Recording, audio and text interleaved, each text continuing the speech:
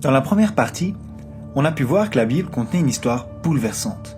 Une histoire que Dieu résume dans 3 versets de son livre. Tout d'abord, Dieu créa toutes choses belles. Mais on a préféré vivre à notre manière, ce qui a amené un chaos moral.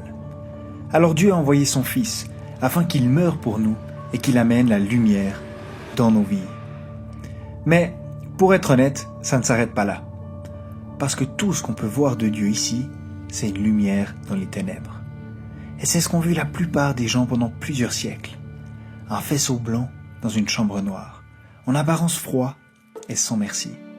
Et seules quelques personnes, appelées prophètes, y ont discerné quelque chose de complètement différent. Ils y voyaient un élément glorieux, une réalité que personne d'autre ne pouvait voir, jusqu'à ce que Jésus arrive sur le devant de la scène. Et ce que Jésus-Christ a fait résout le mystère de l'Ancien Testament et nous donne la solution, la réponse complète que Dieu voulait. Comme un prisme réfracte la lumière naturelle, Jésus révèle Dieu et ce qu'il en réserve pour l'humanité. Mais alors, c'est quoi? En fait, même si Dieu veut sauver chacun de nous personnellement et nous ramener toi et moi dans une relation avec lui, son plan général est bien plus grand et plus beau que ça.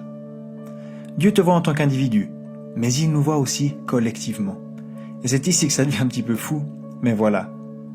Jésus-Christ veut nous épouser. Alors je sais que ça semble trop beau pour être vrai, mais c'est vraiment ce que dit la Bible.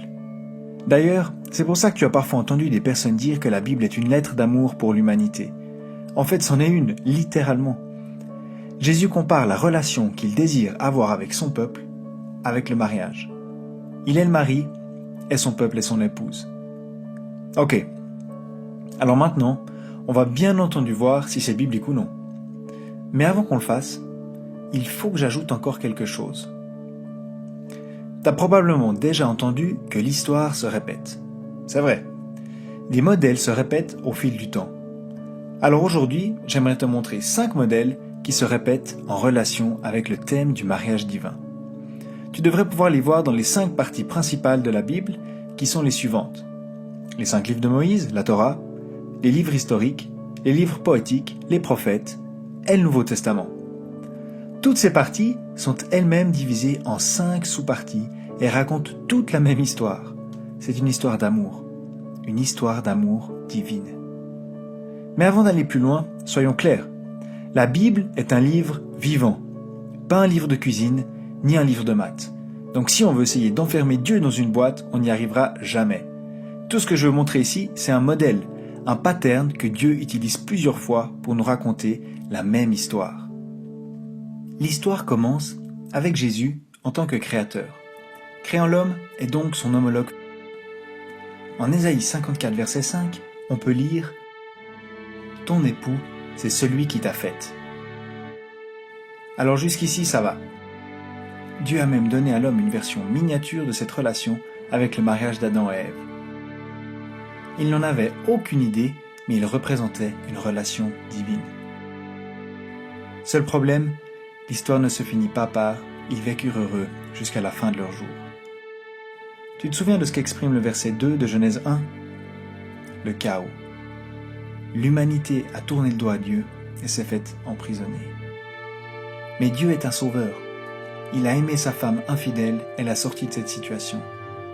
Jérémie 31 au verset 32 dit « Je les ai pris par la main pour les faire sortir du pays d'Égypte. Ils ont rompu mon alliance, quoique je les ai épousés, dit l'Éternel. » Donc Dieu a sauvé sa femme. Mais après la mission de sauvetage, Dieu veut prévenir tout nouvel éloignement et conduit son épouse dans une relation plus profonde avec lui. Ésaïe 62 verset 5 dit « Tout comme la fiancée fait la joie de son fiancé, tu feras la joie de ton Dieu. » Au Cantique des Cantiques 4 verset 9, « Tu as volé mon cœur, ma sœur, ma chérie, tu as volé mon cœur grâce à un seul de tes regards. » En Jean 3 verset 29, Jean le baptiseur peut dire à propos de Jésus « Celui qui a l'épouse est l'époux. » Mais même là, elle ne lui fait pas confiance.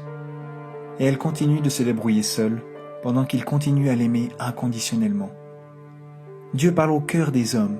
Il dit en Jérémie 3, verset 20, « Pourtant, tout comme une femme trahit son compagnon, vous m'avez trahi. » En Osée 2, verset 14, « C'est pourquoi, voici, moi, je l'attirerai, et je la mènerai au désert, et je lui parlerai au cœur. » Et Dieu agit comme ça pour qu'elle comprenne son amour immense et qu'elle court dans ses bras. La fin, cette fois, c'est ils vécurent heureux jusqu'à la fin de leur jour. C'est le mariage du Fils de Dieu avec sa fiancée, rachetée par son propre sang. On peut lire en Apocalypse 19, versets 7 à 9, « Réjouissons-nous et soyons dans la joie, et rendons-lui gloire, car voici venu le moment des noces de l'agneau. » Et au chapitre 21, au verset 2, « Je vis descendre du ciel d'auprès de Dieu, la ville sainte, la nouvelle Jérusalem, préparée comme une mariée qui s'est faite belle pour son époux. » Et les derniers versets de la Bible sont « L'Esprit et l'épouse disent viens ». Mais c'est vrai que la plupart des versets utilisés viennent de l'Ancien Testament.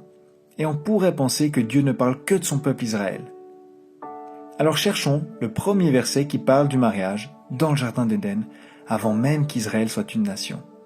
On lit en Genèse 2, 24, « C'est pourquoi l'homme quittera son père et sa mère et s'attachera à sa femme, et ne seront qu'un. » Alors, si ce sujet est si important, on devrait sûrement trouver une explication claire et limpide dans le livre des réponses de Dieu. Alors cherchons dans le Nouveau Testament.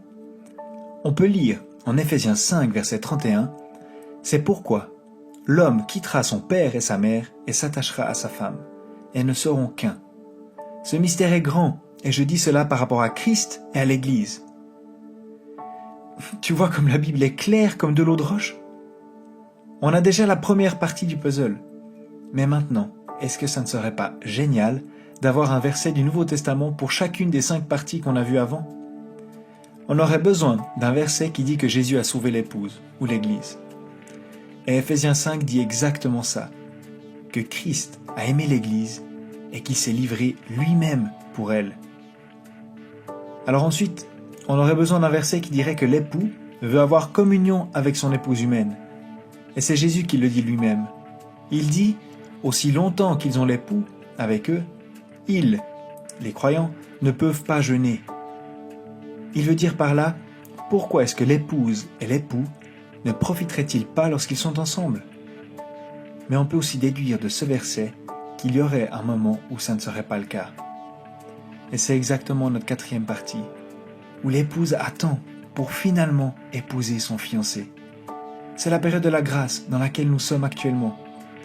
Paul dit en 2 Corinthiens 11, verset 2, « En effet, je suis jaloux de vous, de la jalousie de Dieu, parce que je vous ai fiancé à un seul époux pour vous présenter à Christ comme une vierge pure. » Et la dernière partie, on l'a déjà vue.